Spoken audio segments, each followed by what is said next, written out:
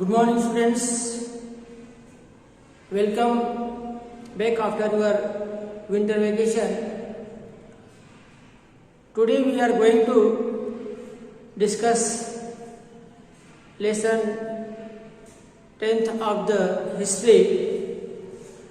It is 18th century political formation. As you know, there was a Mughal empire in our country. They ruled about 200 years on India, and very big empire was there of Mughals. They occupied this large area under their rule, and they ruled very efficiently. And in the beginning of the 18th century, in 1707, Aurangzeb got death, and after that there is a decline of Mughal empire. The later Mughals were not so powerful, and they were not able to rule properly on their empire, and empire was too large, and at that time the Mansabdar and the Subedars and Zamindars, they played very important role in the economic condition of the empire, and they had a very important place in the empire, and they were too powerful. They collect revenue from the peasants, they take care of the soldiers. That is why they had soldiers under them, and they revolt against the later Mughal, and they formed their own separate kingdom.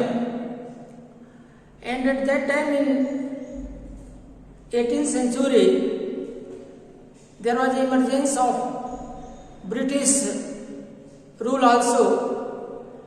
In 1757, there was a war between British and Siraj-ud-Dowla, and by taking the help of Siraj-ud-Dowla's nobles, British defeated Siraj-ud-Dowla, and they had taken entire region of West Bengal under them. In this way, the political reformation was there, and the power of later Mughal was declining due to emergence of new kingdom. Many other Rajput clans, they also started revolting against Mughal nobles, Mughal emperor, and in this way they started forming new kingdom, and new political condition was started in India. Due to weak rule, there was an economic crisis and also political crisis in the empire of later Mughal, and the ruler of other part of the subcontinent, like the ruler of Iran, they attacked on Delhi and they have taken away a lot of wealth from the Delhi. And after him, in 1748,